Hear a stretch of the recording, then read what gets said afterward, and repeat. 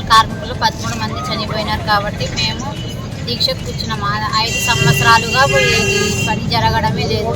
MLA దగ్గర తిరిగినాం, commissioner దగ్గరికి పోయినాము, జిల్లా కలెక్టర్ దగ్గర పోయొచ్చాం, అందరూ పోయొచ్చినాం. మరి 13 మంది 5 సంవత్సరాల నుంచి తిరిగి విసిగొచ్చి ఈరోజు నిరాహార దీక్షకి కూర్చున్నాము. మేము పిల్ల జల్లలతో అందరూ నిరాహార దీక్ష తెగేంత వరకు ఇట్లా కూర్చుంటూనే ఉంటాం. మాకి పన్నులు మరణించిన కుటుంబాలకు ప్రతి ఒక్కరికి ఉద్యోగాలు ఇవ్వాల్సింది ఒక్కరికైనా. మేము ఇప్పుడు చాలా కష్టాలు పడి చేస్తున్నాం. మరి ఎవ్వరు మాకు దగ్గరకు వచ్చి వస్తాం, ఈరోజు ఇస్తాం, రేపు ఇస్తామని కానీ ఇచ్చి కాసి ఇయ్యలేదు. అందుకోసం ఈరోజు నిరాహార దీక్షకి పెట్టేసాం. నా పేరు నసీం. భర్త పేరు మహబూబు. నాకు 2 పిల్లలు, ఒక బిడ్డ, ఒక కొడుకు. జీవన ఆధారం అయితే ఏమీ లేదు బతకడానికి. ఇప్పుడు కుటుంబంలో ఒకరికి ఉద్యోగం ఇస్తామంటే 5 సంవత్సరాల నుంచి తిరుగుతూనే ఉన్నాం. మరి ప్రకారంగా ఇవ్వాల్సిందిగా కోరుతున్నాము. ఎమ్మెల్యే మున్సిపాలిటీలో 2020 నుంచి 2025 వరకు 13 మంది చనిపోయినారు. ఆ 13 మందిలో 2021లో గత ప్రభుత్వం వైసీపీ ప్రభుత్వం ఉన్నప్పుడు కూడా ఆయా పారిశుద్ధ్య కార్మికులు చనిపోయినారు అని చెప్పి చైర్మన్కి వైస్ చైర్మన్కి కూడా ఆ రోజులో ఇస్తే ఆ రోజుల్లోనే కూడా మున్సిపల్ కమిషనర్ ఆమోదం పెంచారు తీసుకోవాలని చెప్తే గత ఎమ్మెల్యే గారు కూడా వినతిపత్రం ఇవ్వడం జరిగింది. తీసుకోవాలని చెప్పి ఇంతవరకు ఎమ్మెల్యే తీసుకున్నారు అన్నారు కానీ ఇంతవరకు వాళ్ళు పనికి ఎక్కించుకోలే. సరేలే ఆ ప్రభుత్వం పోయింది, మరి ఇంకా ఈ ప్రభుత్వం వచ్చిందని మనం ఇప్పుడు ప్రజెంట్గా ఉన్న జయనాథ్ రెడ్డి సార్ కూడా పోయి కార్మిక సంఘాలు అంటే చనిపోయిన కార్మికులకు ఉద్యోగాలు ఇవ్వాలి, జియో ఉంది, ఆ జియో ప్రకారం తీసుకోవాలి.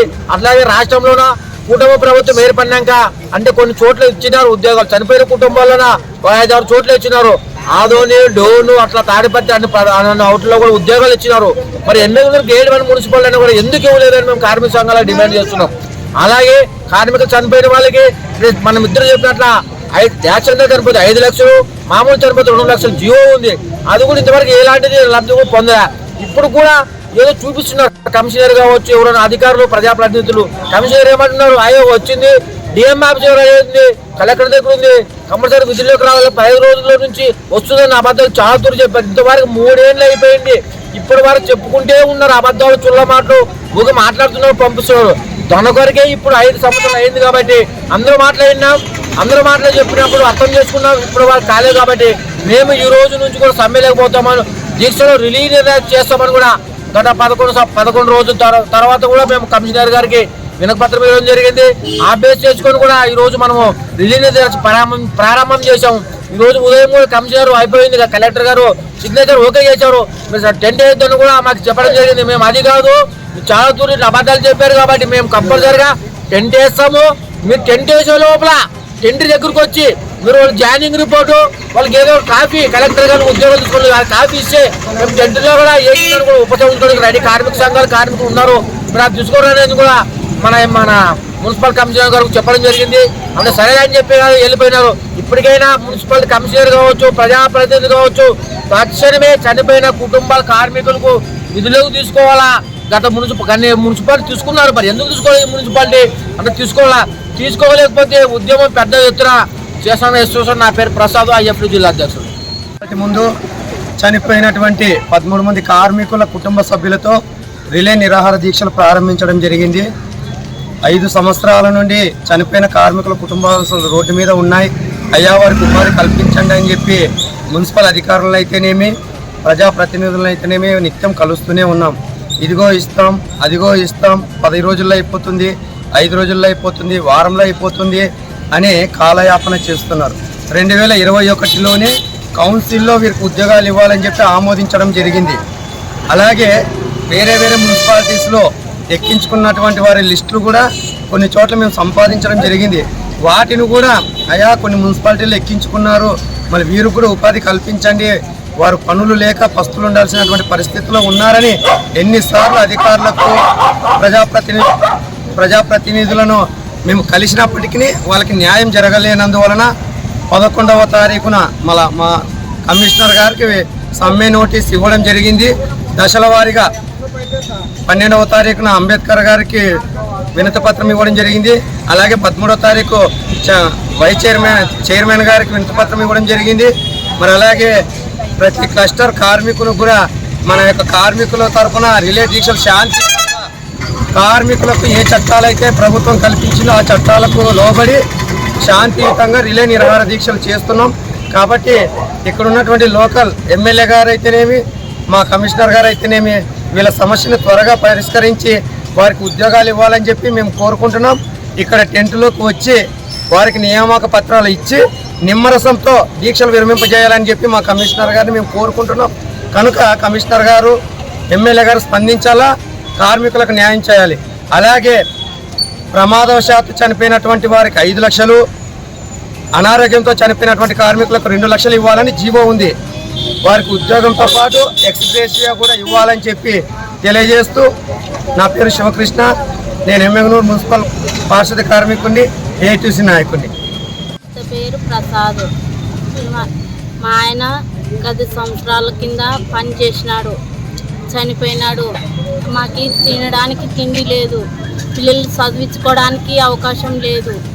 నేను ఎట్లా పోషించుకోవాలో అర్థం తెలకాక పిల్లల్ని పత్తికి తోలుకోబోతున్న కూలికి మేము ఎట్లా బతకాలి, ఎట్లా గడచాలా అని గత కమిషనర్కి, ఎమ్మెల్యే దగ్గరికి, ఈ కమిషనర్ దగ్గరికి పోయినాము, ఆ కమిషనర్ దగ్గరికి పోయినాము, ఎమ్మెల్యే దగ్గరికి పోయినాము, లాస్ట్గా మరి కలెక్టర్ దగ్గరికి పోయినాము.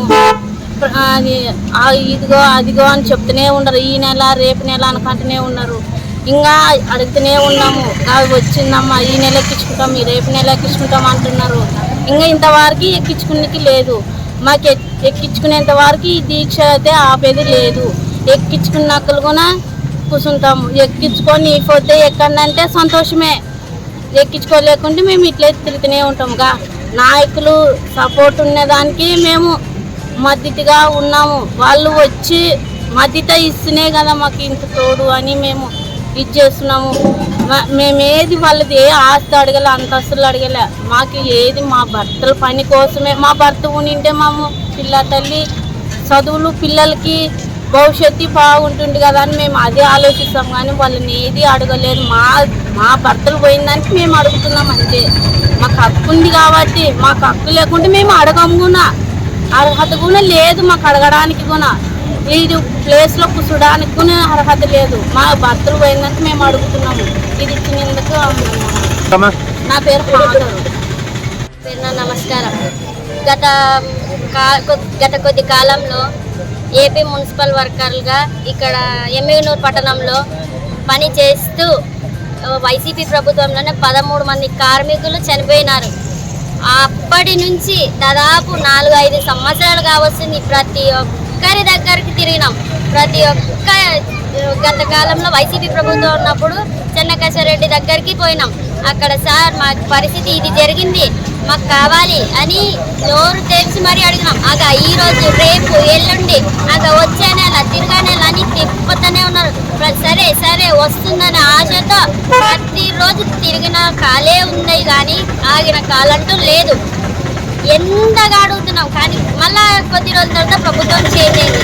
సరే ప్రభుత్వం చేంజ్ అయింది కదని మళ్ళీ వెళ్తే ఇప్పుడు నేనేం చేయలేనమ్మా, ప్రభుత్వం మారింది అన్నాడు సారు. సరే అని మళ్ళీ బీవీ జయనాగేశ్వరరెడ్డి దగ్గర కూడా పోయినాం.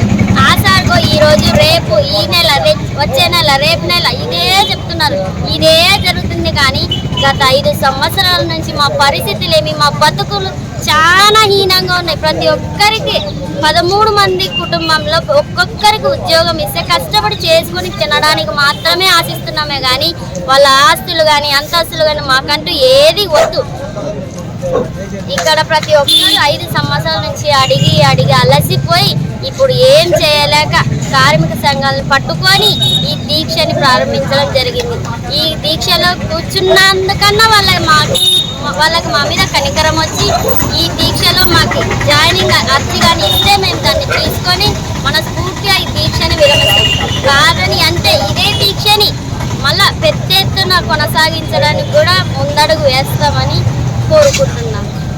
నా పేరు ఆశ.